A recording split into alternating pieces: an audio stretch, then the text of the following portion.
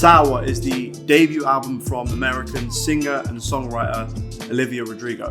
She made some waves in a very big way in the earlier part of the year with the single Driver's License, which since its release has been dominating the charts. Whilst I wasn't a personal fan of this particular single, I did appreciate some of the arrangements, the vocal performance, and just how unashamedly dramatic the whole affair was. A song of this scale and magnitude is bound to stir up hype for some sort of debut project, especially from someone so young. Deja Vu was the second single to drop, and I thought this was a massive step up from Driver's License. It's a bit dreamier, it's more subtle, and it kind of has a psychedelic flair to it. I love how off-kilter the arrangement gets at times with the faint xylophones in the background, but most importantly, the songwriting is very strong. It's filled with that jealousy and rage that is natural after going through a teenage heartbreak, with that kind of longing for revenge and that need to have the final word. This is the song that kind of gave me hope for this album. I was convinced that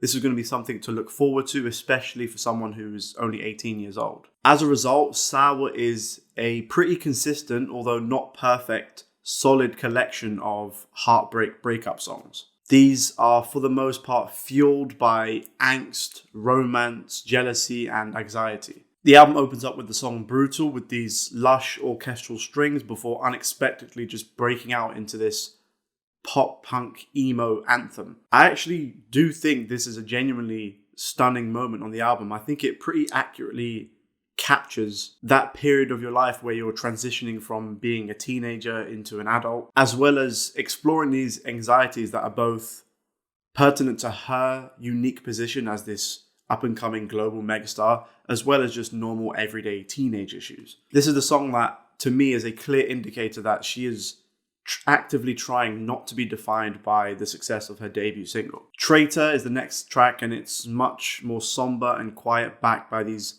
quite simple but tasteful organ chords. I find it kind of ironic that this song is all about fleeting teenage love, but it's written with such maturity. It's quite obviously Taylor Swift inspired with its delivery and lyrics as well, but it does capture that quaintness that has been there in some of Taylor Swift's more recent releases. One step forward and two steps back is another in this line of open, loving embracing of Taylor Swift music. It interpolates portions of her 2017 song New Year's Day. Her vocal inflection once again is very inspired by Taylor Swift, and it has that confessional, linear, longing storytelling that Taylor Swift is very well known for. And I understand that when you're young and you've got this big debut album, you're going to take some very obvious inspiration from your favorite artist, but for me, this song just sounds a bit too much like an imitation. I don't think there's anything necessarily wrong with that in concept. You're gonna try and just copy these sounds until you eventually find your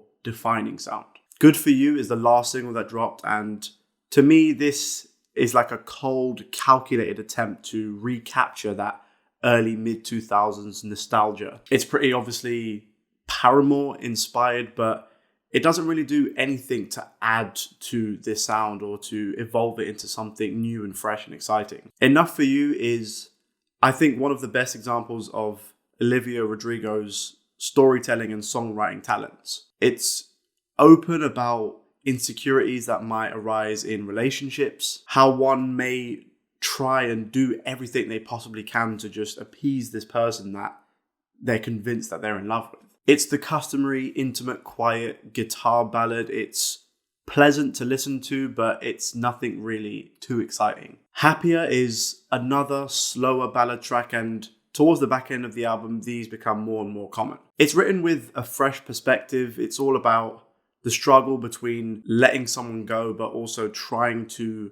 wish them well in their future relationships. It's a real painful and nuanced moment of storytelling on this album. The one thing this has over some of the other tracks on this album is subtlety. Jealousy is the kind of track that you can imagine resonating super well and super deep with young teenage girls, specifically with them trying to just navigate and cope with the pressures of society. Whether those standards are set by things they see in the media or by their peers, it's very understandably something that produces quite a lot of anxiety for these girls. Instrumentally, this song is a perfect mesh of having very clear influences, but also going in a new direction. You can hear the 90s grunge influence, you can hear the Billie Eilish influence, but with a candid, cut through the bullshit edge that makes it her own sound. Favorite Crime, I think, is one of the more interestingly written songs just for the perspective it takes. It follows this loose narrative that the album's been following to a point where this person is both accepting responsibility for their shortcomings, perhaps, but also not being scared to assign responsibility. Accepting that this person may have not been the perfect partner, but also not using that as an excuse for being treated like shit. It might actually be the most maturely written song on the entire album. Hope You're Okay is, and I'm going to sound like a broken record, but it's just a fact. Again, it's very Taylor Swift-esque. In a similar fashion to Driver's License, it starts off